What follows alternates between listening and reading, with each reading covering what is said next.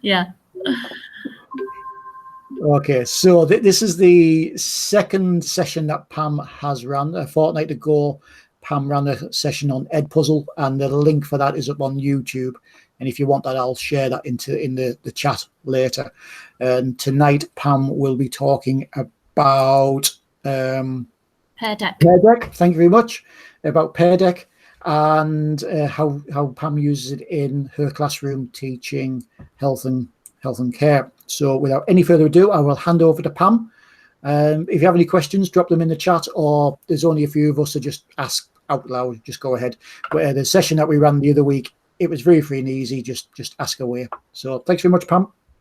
Okay, thanks, Wayne. Good afternoon. Nice to see you. I just want to put a little disclaimer in that although I'm going to show you the Pear Deck, I have used it myself, obviously, but I have limited use of it. I'm not an expert by any means, and it really is just an introduction to Pear Deck and its uses, how I've used it, and what I think are the benefits of it, really.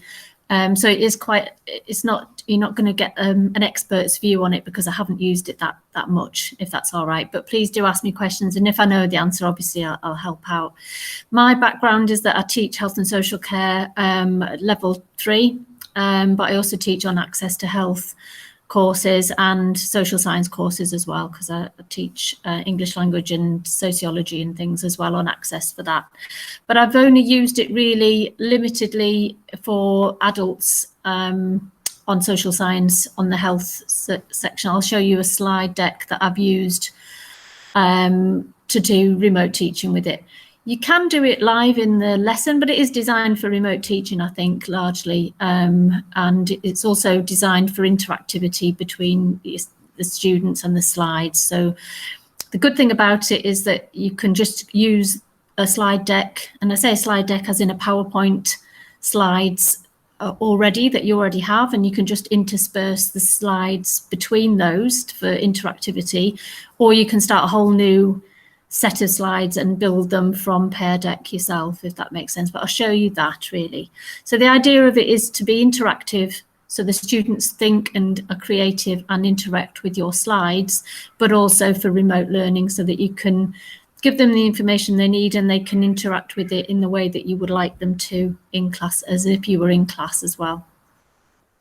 And like a lot of these things, you can do them live, so-called synchronously, so that you're doing it together, but you can also set it almost like homework and do it asynchronously, so they can do it at 10 o'clock at night if they wanted to, and you don't have to be there to manage that system for them. Does that make sense? So I'm just going to present and show you my screen, and please do interrupt and ask questions if something's not clear or I've gone too quickly.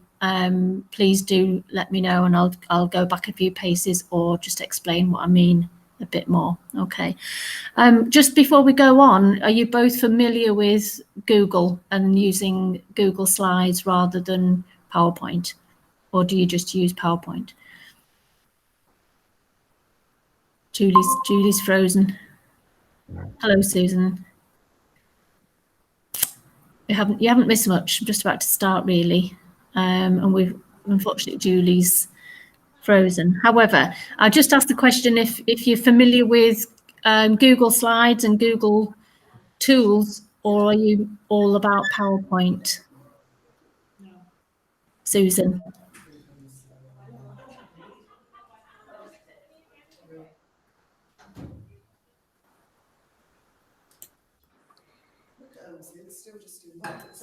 Yeah, I'll jump in there.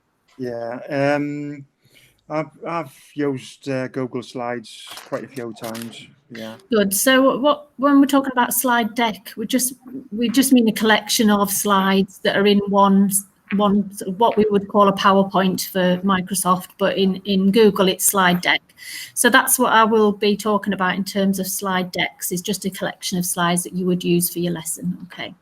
So I'll just present my screen, which is just the starting loading page for Pear Deck. So you can get into it two ways really. So I'm just going to share the. So you can get into it by just putting into Google. Pear Deck, and it'll come up with this screen, which is your landing page for Pear Deck, and you can choose your menus either to get started, some teaching resources, so there are videos and instructions on how to use it. Obviously your pricing. At the moment, Darlington College is just on the free version, which does limit your ability to use it to its full effectiveness. In the first time I used it in the first lockdown, they did a free upgrade to Pro version, which allowed you to have a full functionality, but we don't have that at the moment, but we're hoping to get that soon. It is an American company, so they talk about schools and districts in the sense that it's about American schools and districts. So thanks, Wayne. Yeah, so you can just get started on the main section, and it tells you about what it does for your Google Slides. Okay. So what it does is it collects your slides that you already have. So it can be a lesson that you used last week or last year that you know is still relevant, and you want to intersperse some interactive slides. So the idea is that you can then ask students questions or get their feedback on a topic or a question that you ask, or their information or their understanding about something within the slide deck, and every student gets the opportunity to write their response in there, and you can use as many or as few interspersed Pear Deck slides as possible. So you can start from the Pear Deck landing page, and you can start building your slides from here. So I'll just show you this. Because it's a Google linked product, you click in with your Google account, and because we're a Google college, just have my sign in as we would normally. And it always wants you to authorize things. And I'm just picking my work account, which is a Google account. And then you're into your main page as a tutor. Okay, so that's me as a tutor rather than the basic landing page. So the idea is that you are quickly, and it is quick, it can be very quick, way of creating a set of slides in a lesson to get this feedback from students and this interactivity from students. So literally click a lesson, create a lesson, and it will take you to allow you to choose a different set of slides that they have created and curated. Okay, so you can start your own interactive slides. Just a bit slow on the internet here, so bear with me. So it comes up with this section here, and it wants you to start building your slides, and you need to get Pear Deck as an add-on for your slides. So you need to bear with, because I'm in a shared, excuse me, it's because I'm in a shared screen that I need to widen my screen for it to give me all of the options. Here we go. We need to get onto add-ons, and because I already have Pear Deck as an add-on, it's in my add-ons, but if you don't have it, you can just go to get add-ons, and if you click on that, that takes you to the Chrome extension page. And because I already have it, it tells me it's installed, but if I haven't got it, you can search for it as the add-on. And again, even though I'm looking for it, it's already telling me that I have it. Okay. So even if you don't want to use it in the same slide deck all of the time, you can switch the add-on on and off. Okay, and I'll just explain that system to you before I go any further. So if I go into, let's say, a set of lessons, set of slides that I have, let me just look at this one. Just look quickly at the lesson. Let's have a look at this one.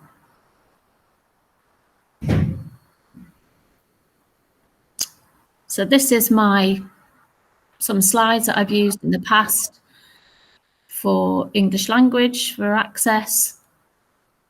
And when it finally loads, I can go to, you can see that it's just an ordinary set of slides. Apologise for the slowness of the internet. It's not very good today. It's a bit busy.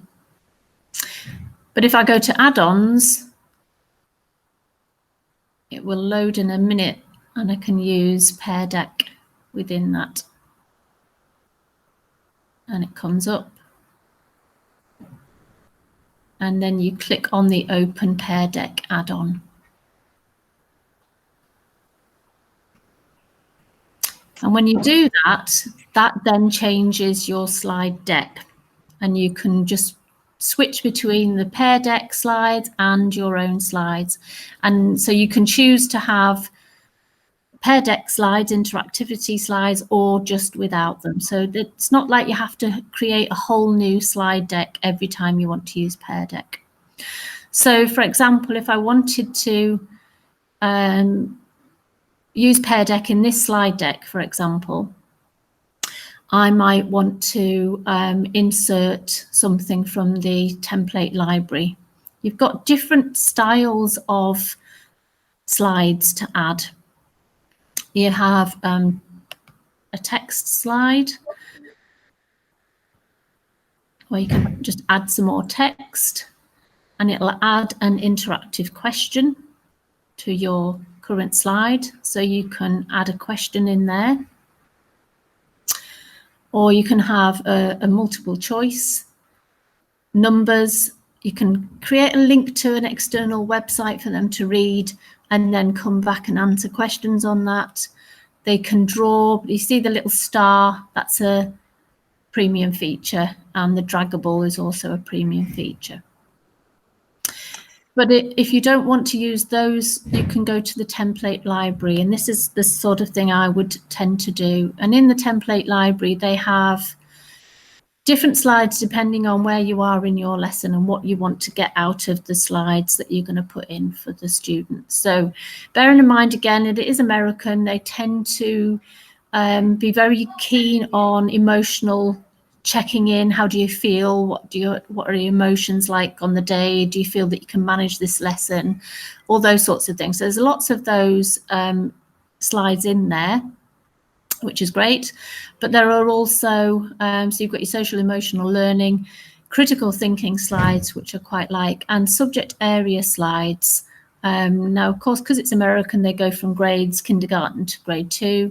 For littles, for their younger ones, but there are other types of slides that are available. So just show you what's available for the beginning of a lesson. And once you've chosen one, they're interactive and you can then delete it. It doesn't matter.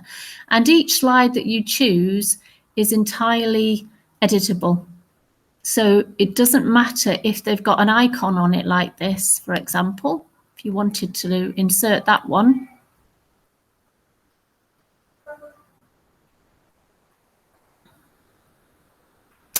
just a little bit slow, you can change that text. So if you didn't want to say homework from last lesson, or what did you remember from last lesson? And if you didn't want the icon of the person, you can just delete that icon of the person and you can put a different person in there or a different icon or just nothing at all. So they're completely editable, which is great because depending on the age group that you're aiming for, you might not want some of the images such as this one. That can be a little bit on the young side for some people. You might not want that in there, so you might just want to take that out. The important thing is not to delete this bar at the bottom, because if you do, that stops the whole thing working. So you must keep these little bits at the bar at the bottom and this icon as well, obviously Pear Deck icon. but they're so editable that you can just then delete that slide if you decided you didn't want that. Or you can, like your other slides, you can move them around, and you can do what you want with those. So those are some of the slides that you can get at the beginning of a lesson, and put them in the beginning of a lesson if you wanted to. This one about homework.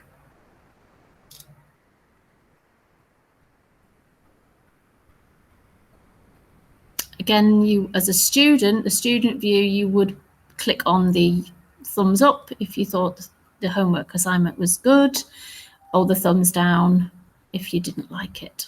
And the teacher sees those responses.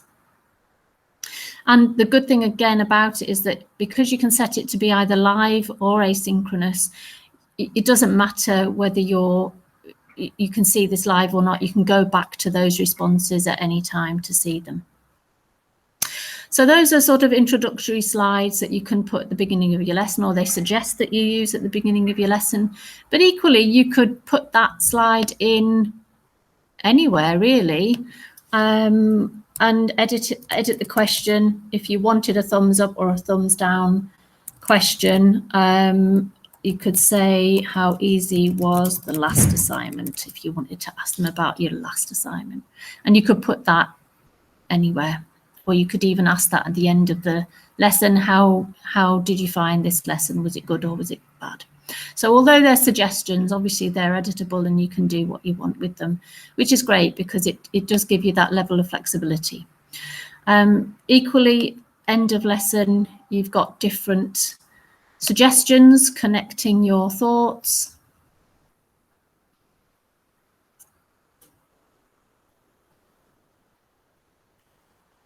Connect to your own life, and the question is, it's difficult to read, what's something interesting you learned today? And then they have a space to type their response.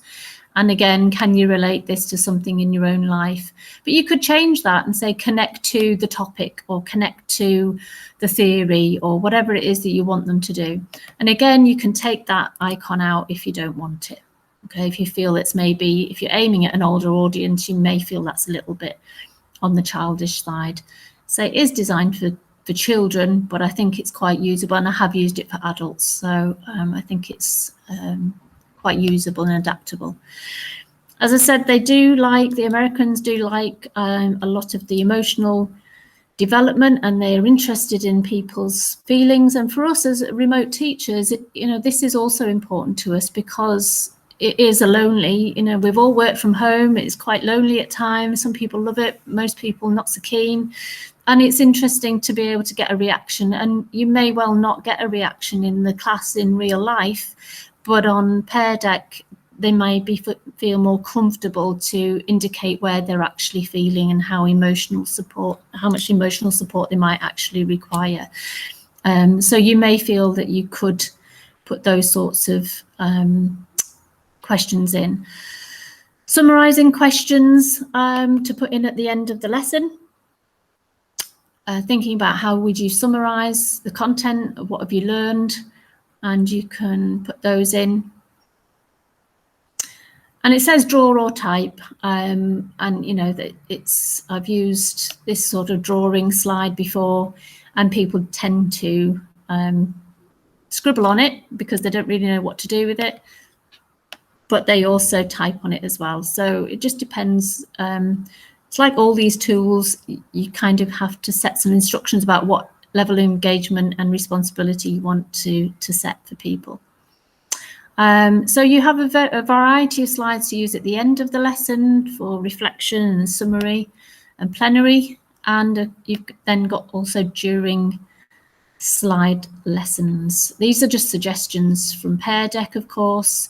So you can have a true or false, a little bit like your thumbs up, thumbs down, and they click on a statement. Just as a knowledge check, and you can put the statement in there and edit that and put whatever it is you would like them to put in. I quite like this one because it's engaging them, and it gives them the opportunity to show their knowledge. It's how to start a mind map about the topic. But if you didn't want to call it a mind map, you could call it something else, and just get them to give you their ideas about what they understand already. Others, such as, let me go to that one.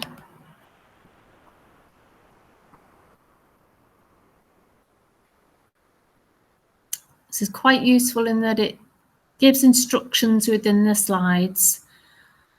Time to stop doing this and then start doing that, and then give them instructions within that slide as what they want to do next. So for example, in this slide, you could direct them to a website to read some research about the topic. Step 2, go to the Google Doc that you are expecting them to write their response into. And step 3, perhaps share a reflection on what they've learned with fellow students on Google Classroom, perhaps, or use a Google form for reflection that you may well have created and linked to. So there's some different tools that you can use within lesson as well. And on top of that, you have these other slides which are available. So I'm going to show you the critical thinking slides because I think these are applicable to every subject area, although they allocate some to different topics here. Obviously maths ones and science ones perhaps are more applicable to those areas, but like all of these slides, they're very adaptable and editable. And if you like a certain layout of a slide, then it can be useful to look at other things and then pick something different. I particularly like these critical thinking slides because it allows the students to obviously think critically, but also for you to know what they are thinking and what connections they are making. So for example, this one is about making connections between two concepts. So you would edit that and type in concept 1 that you want them to consider and the other concept, and this is the space that the students write their connections in. And one of the downsides, of course, is that they are limited for space, but you can get quite a lot on each slide. And in truth, most students either write in bullet points or they don't write in particularly at length anyway. Looking at different perspectives, different viewpoints is also a useful slide.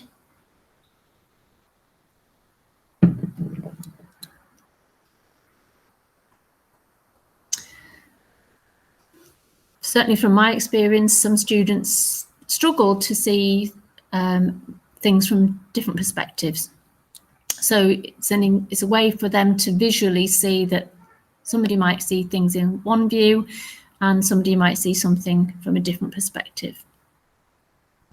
There are some other slides which are encouraging people to really think critically and in a more structured manner, such as this one. You would give them a solution to reach or a way of doing something, and you want them to then identify what do they need. So it could be planning an assignment. What do you need to do first, and what is your order of priority? Or it could be different solutions and priorities to get to the end point, but that could be quite useful. So there are a few different slides within this critical thinking set that you could perhaps use, and I've used the explain slide.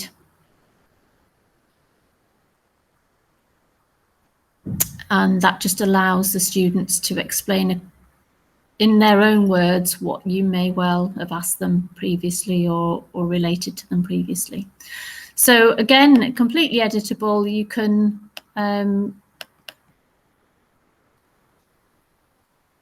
change any of the words on here.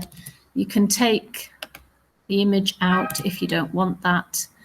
As I say, the important thing is to keep this bottom bar, otherwise you don't get any interactivity. So the idea is not to give every slide, or for every slide to be a Pear Deck slide, but to intersperse these slides appropriately, of course. Okay, so if you've given some information in a set of slides prior to that, you might want to then move that explain slide further down and say, explain the concept of metaphor, for example, if you've just discussed metaphor or they've read about metaphor in the previous slides. So you would spread your Pear Deck slides throughout your slide deck, and just move them around as appropriate, really. And not every slide obviously needs to be a Pear Deck slide, and it's only if it is a Pear Deck slide does it become interactive. So there will be times where you will have just content of your own slides for them to read, and then you may then bring in a Pear Deck slide underneath that to say, okay, well, what do you understand by that? Or connect these two different viewpoints, give me some information. So it's like a knowledge check. It's a way of understanding what they have taken from the slides that you've just delivered, and gives them an opportunity to have their voice heard, really, their knowledge listened to. So to show you what it looks like as a student, or not as a student, sorry, because I haven't got the student view, but you can see that on here you've got a section. Once you get your slide deck up, you've got the start the lesson button, which is quite clear. And then you get a chance to choose whether it's going to be student paced, which allows you to set it away and then they can work through it at their own pace and whenever they want to. It doesn't have to be there immediately in the lesson time, or instructor paced activity. So you can do this either in class, as I say, or you can do it remotely, but it means that you set the pace of the lesson, you move the slides on for the students to do. There's no students rushing through the slides and answering questions before they've even read the other slides. You set the pace, and you could set it at the same time as presenting a Google Meet or Teams Meet to show where you want them to be, and they can follow along with that. Or the student-paced activity, which would allow them to just pick it up at any time, either whether it's in the so-called lesson time or whether it's, like I say, 8, 9, 10, 11 o'clock at night, whenever. As long as you set it to be open, if you like, they can do that student-paced mode whenever. So I'm just going to click on the student-paced activity.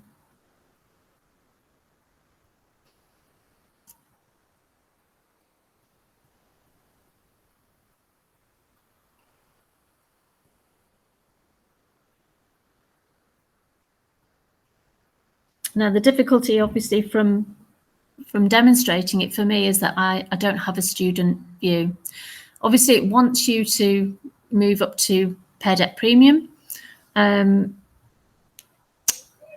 which, you know, the free version is very good, except you don't get this live teacher dashboard. And what that does is allow you to see student responses live, and you can track who's done what and when they've done it and things like that, which we don't have that functionality at the moment at Darlington College. When I first used this in the first lockdown, Pear Deck just gave premium features to everybody regardless. But since then, they've obviously withdrawn the premium features and gone back to the free versions. And we're hoping to get the premium version at Darlington College soon, but at the moment we don't have that. So we don't have the live teacher dashboard. What you can do is go later on to see student responses, but you can't then you can't sort of say so and so said this on that slide. It doesn't allocate that particularly. So I will show you what you can see on the free version, but I can't show you what you can see on the teacher dashboard, I'm afraid. So obviously I can't, I'm not going to upgrade to premium. I can't go to the teacher dashboard. but what it does is then set Pear Deck away. So you have to have activated your add-on within Google Slides to do that. So students then have to go to joinpd.com and they have to enter the code. So if you wanted to, you could have a go at entering this. I might have a go myself, and then, but I think it'll kick me off because I'm logging in the same way. I'll go in as a pretend student. You just bear with me, and then you can see some of my responses. But essentially, every time you set it, they have to either go to the link, you give the students a link and you can post it on Teams or Google Meet or Google Classroom, whichever you use. And that gives them the link to go into it, or they can just go into joinpd.com, which I'm going to do just now. Pam, could we be your students if you shared the link? By all means, if you can do that at the same time, that would be great. And then you can see it from obviously from the student point of view, that would be great. So once you get to joinpd.com, you have to put in the code, which is, as it is, CGADBE. And for some reason, just because it's a quirk of Pear Deck, they always have some words attached to it, which I think is a little confusing, because you might have students who are saying, well, I can't type all those words in. It's not the words, it's the letters. You don't need a space in it. And you can just start the class when you're happy that the people are in.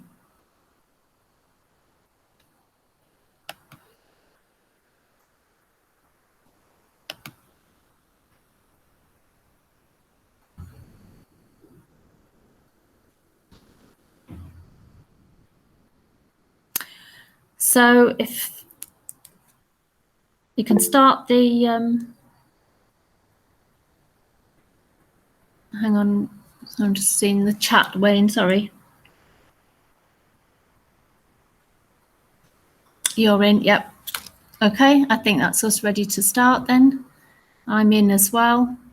So you literally do just start the class. So if you don't want to wait for them, or you want to give them a link, you can do that. Opening the teacher dashboard, if you click on that, it'll just ask you to go to premium again. Okay, so we're going to start the class.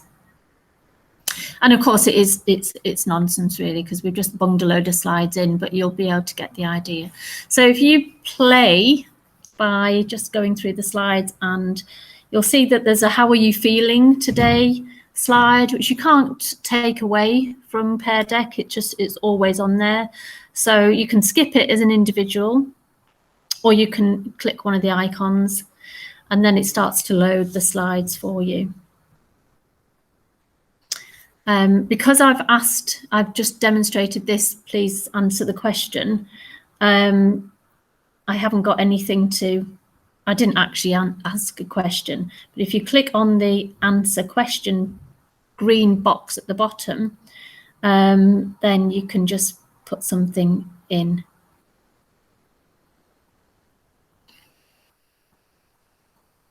And because I've set it at student paced, then you can see that students are just working through it and you're all individually. And you can see that I have got some responses. So on my screen, I've got 2 of 4 responses. So I can now show those responses. Okay, yeah, answer goes here.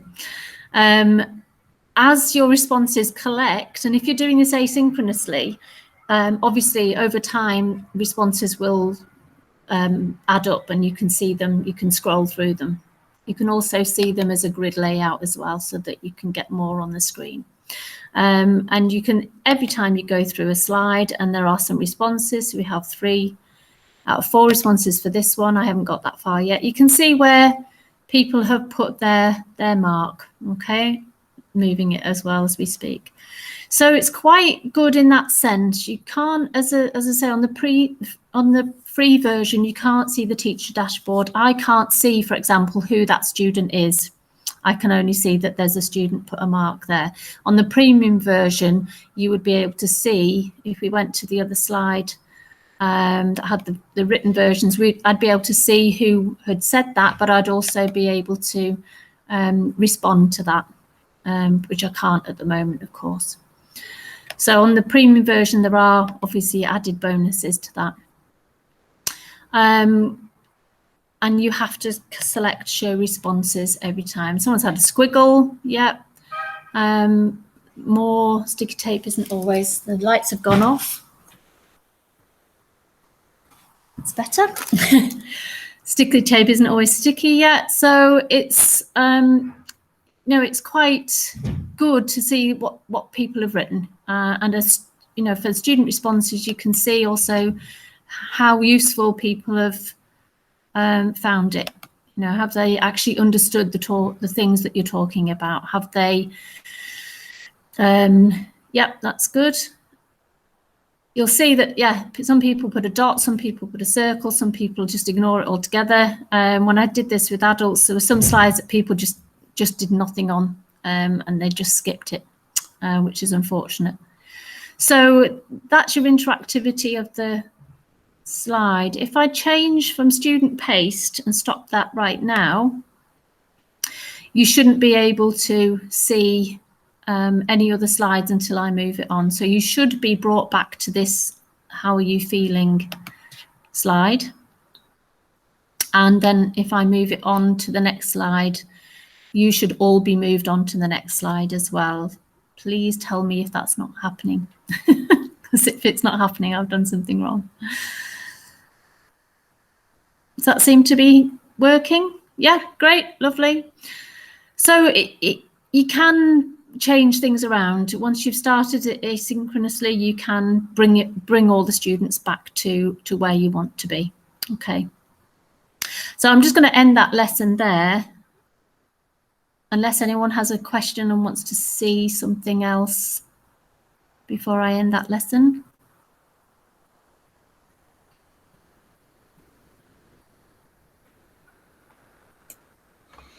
No, I think we're all good. All good, okay. Okay, so I'll just end that, and that should end the lesson for you as well. So I'll just name that as practice.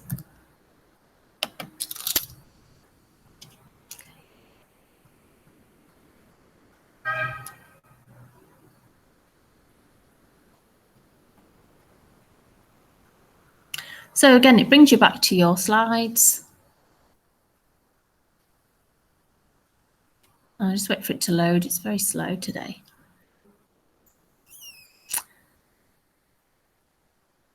And if you still want to use those sets of slides, but you don't want the Pear Deck slides in there, you just switch off your add-on when it loads.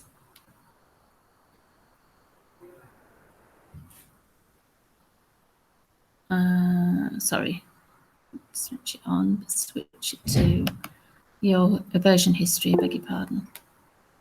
And you can change it back to there and restore that version.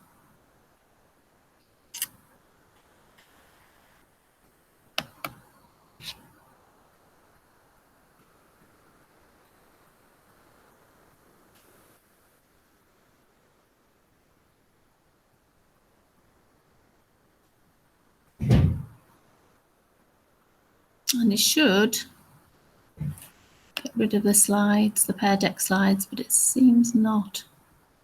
I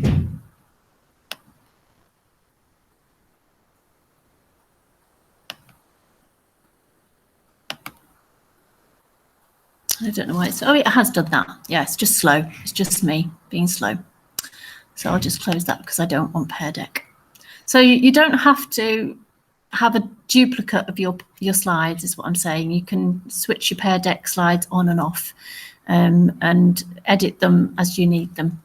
So you may have a set of slides that you would like to use Pear Deck with, but the same set of slides you just want to use them straight without Pear Deck. So those are different options for you. Has anybody got any questions at the moment? I have, please. Yeah. I'm trying to do it as you've been doing it so I could practice. Yes. So I've made a Pear Deck account and I'm in. But where I can't find where the add-on is. So you need to go into Lorna. Do you use Google Slides?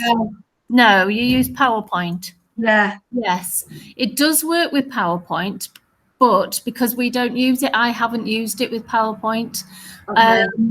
But I would We think use Microsoft Teams. You see, we don't use Google Classroom or Google Meet or anything. So yeah.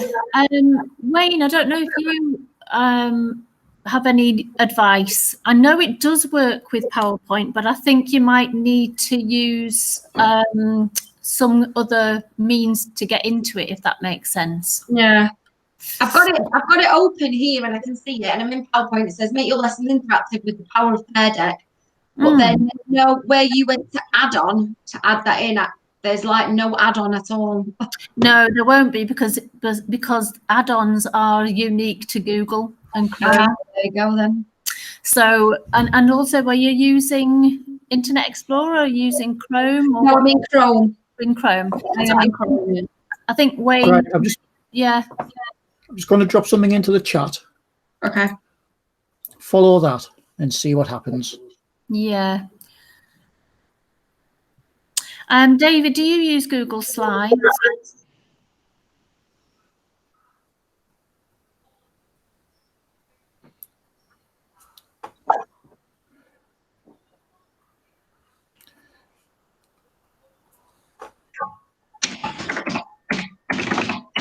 Just after you, David, do you use Google Slides?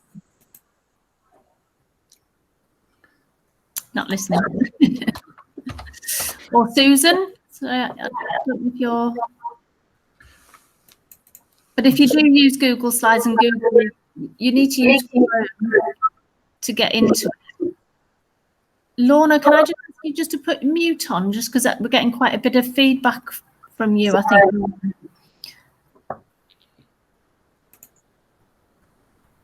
Thank you.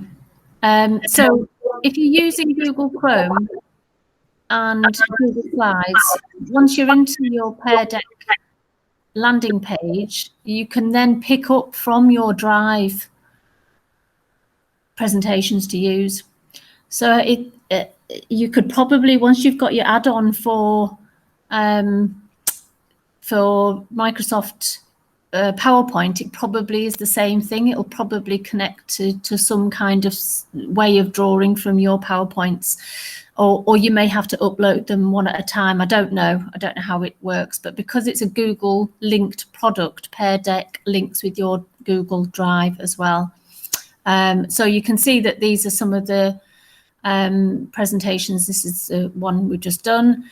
This is the one I opened as a blank to start from very scratch.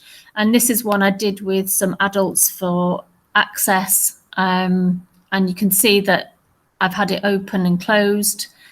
You can reopen the session, you can rename the session, you can archive it, or you can export your results to a spreadsheet, which I've never done before, and I don't personally think I would need to do that really. But if I reopen the session, I did it at student paced because it was an evening class and it was remote learning, and then they could just do it as they pleased. So if I start it as a student paced, the sort of slides, yep, start a new session anyway. And this is an actual set of slides, a slide deck that I used for students, as I say, on an access course, on an evening access course. It always asks you to go premium, as these things always do.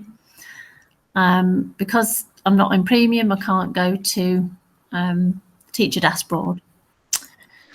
And I think if you had premium, you would be able to connect it directly to your Google Classroom as well. And again, you've got the joining code for that. If I join that, you can. I'll start it off. You don't need to join it this time. You've experienced it, but I'll show you the slides that are required.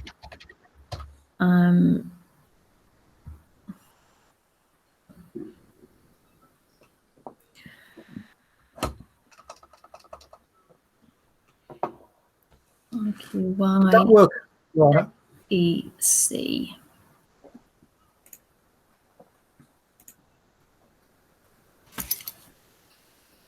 So that's just me joined. So these are the slides. So it's student pace. So I'm just going to go through it.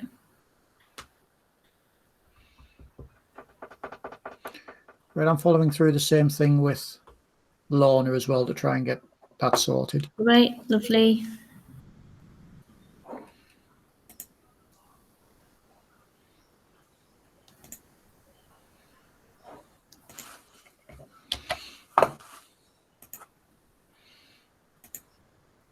Okay, so I've just answered a question. Ah, got it. Good. Well done, Lorna. So that was my first question. So before I'd even delivered any content, I asked the students a question: what does being a reflective practitioner mean to you?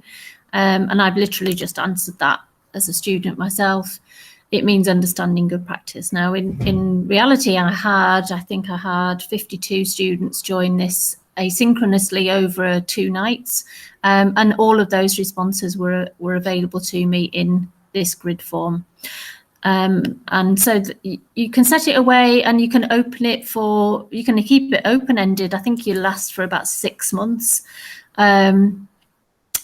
There's also a way of adding some audio. So I added some audio as an instruction and an added comment that I would perhaps have said in the class. So it was only a 30-second audio, and it's very quick and easy to add in. And so I added that for them to listen to. And then I asked a question for them to respond to.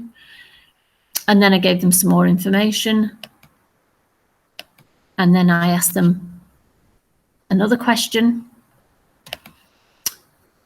gave them some more information, gave them a link to watch, and then gave them another evaluative question at the end or towards the end for them to give me their response, and another one, and then the end of the slide deck. So it wasn't a very long lesson. Some students went through it much quicker than others, and you could tell by the limited responses for some of them how quickly they went through it. But it was useful. Even with adults, they all engaged with it entirely. There was 1 or 2 that skipped or just put a little squiggle on the slides, but most of them actually did engage with it fully. So I think even as adults, you could tell that I'd taken a lot of the images out of the Pear Deck slides. I didn't want them to think it was too childish for them. But the idea of being able to interact with your questions as you would do in the classroom and get their knowledge and their understanding, that even in a classroom you may not get that from certain individuals who don't like to speak up. I think is very useful and has a lot of benefits as a tutor, obviously, to measure understanding and clarity of your delivery. So it has its benefits. As a free version, it's good. There is more to explore, and as I say, I'm really just beginning to use it. But they have their own learning resources, they have their own examples. I've looked at stuff on YouTube to say, well, how does that work? What would a lesson look like? And then just played with it as, you know, I don't want to sound unkind to the students, but use them as guinea pigs and ask them for feedback. What did they think of it? What I have also used is some ready-made slides for digital citizenship, and this is one of them, Be Internet Awesome. And I did this in the actual classroom with the students, and I got mixed reviews, partly because it was American-based, it was made for American students, but it was useful, and it got some good interaction going. But there was an awful lot of skipping through very quickly from the answers. It was a level 2 class, which may account for that, but it's certainly, I keep forgetting that you have to join that before you can do that, so I'll just close that. Yeah, so these are the slides, and these are ready-made. These are not anything, I haven't added anything to them. So you still have to activate your add-on or your Microsoft add-on to be able to get the interactivity for the slides. And it was a ready-made set of slides on internet safety, which I used from them.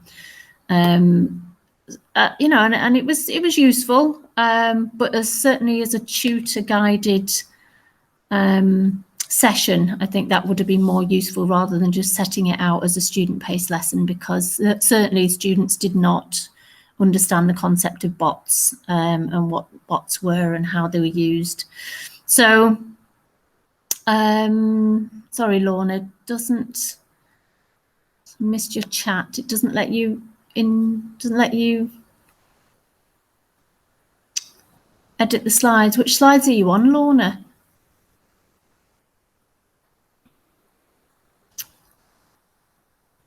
You're on mute still. I'm on Pear Deck templates, beginning of class. So I've come into it as a PowerPoint, and at the top it says view only. Ah, does it? I can see everything and I can copy and paste them, but I can't actually edit. So where you edited, so it says what did you learn from the homework, and you were able to edit that. Mine doesn't let me edit it. Is there an option from there to make a copy of the whole slide deck? Yeah, download it by the looks of it. Yeah, and then you might be able to edit it, perhaps. Yeah. Okay, I'll try that. Thanks. Yeah, I'm sorry, I'm not familiar with the interactivity between Microsoft and Pear Deck. It's primarily for Google, but they have since started using it, obviously, for Microsoft. Is there anything that anybody else would like me to explain or show again before we wrap up? I know it's been a very limited explanation, I'm sorry, but I have limited experience, really. What you've done is you've inspired somebody to go off and try it. So that's the absolute best that we can hope for, isn't it? Yeah, I hope it works for you, Warner. Do you think it could, if you can get it to work, do you think it would be useful for your students? I think it would be brilliant. We currently have our students are in a week, off a week. Yeah. So we are planning in the new year to bring them back. But actually, I think this would be a really good way of assessing what they're actually doing on the week that they're off. Yeah. So yeah, I think it could be really useful. This. Yeah. I just need to. So before I then try and do it with staff, I need to play. Yeah. I'm getting my own head first. But yeah. I like it. It looks good. I've just downloaded that other one, and it's letting me edit it. Okay. So will that still work as an interactive? It should do, I would think, but again, you'd have to practice it on colleagues, practice it. You know, what I did was just use my phone and log in as a student. So it's like all these things. It's a case of what does it look like from the student point of view? How does it work? And just have a practice. It's Can do. Brilliant. Thank you very much. It's been really useful. I'm just having a play with it as well, because I've only used it in the Google format, but I do teach other schools how to use Teams and the like, so it's useful for me to know this as well. And I have dropped into the chat the link for the EdTech Demonstrator Schools and Colleges program. If you're not familiar with that, then follow that link and you request support. Choose Darlington College as your support, and we'll be in touch with advice and guidance around the use of educational technology. Cost you nothing. It's free support. And at the minute, we're working with over 70 schools and colleges. So by all means, click in, select Darlington College, and we'll be in touch to see how we can support you. So, Pamela, apologies for missing you before. That's okay. Don't worry. I've got that many windows opened. I lost the window. That's fine. Don't worry. Fine. But yeah, we use Teams, and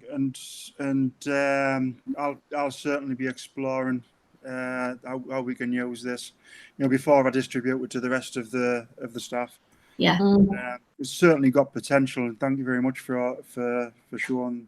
No problem. Yeah. I wish I could have given you a bit more of a heads up, but as I say, I'm a newish user to it myself, and it's like all of these tools, you've got to pick and choose when you use it. You can't use it for the same lesson all the time. It gets very tedious and boring for the students. So, you're limited in the times you can use it to some extent, but it's about mixing it up and giving yourself another option to give the appropriate method of assessment or interaction. So yes, I think it's got lots of potential uses. Depends on what you want to get out of the session, I guess, really. Yeah. Thanks very much, Pam. Another informative and really honest session. And it's nice to see things like this from a user's point of view rather than from an expert's point of view, because sometimes when you see it from an expert's point of view, they rush through things so quickly and they only show you the whiz-bang things. They don't show you it warts and all, which is what you've done tonight. You've like I said earlier, you've inspired somebody to go off and try it straight away. So that's no better can we ask for. So thank you very much, Pam. No problem. Thank you. You're welcome. Hope you get on all right.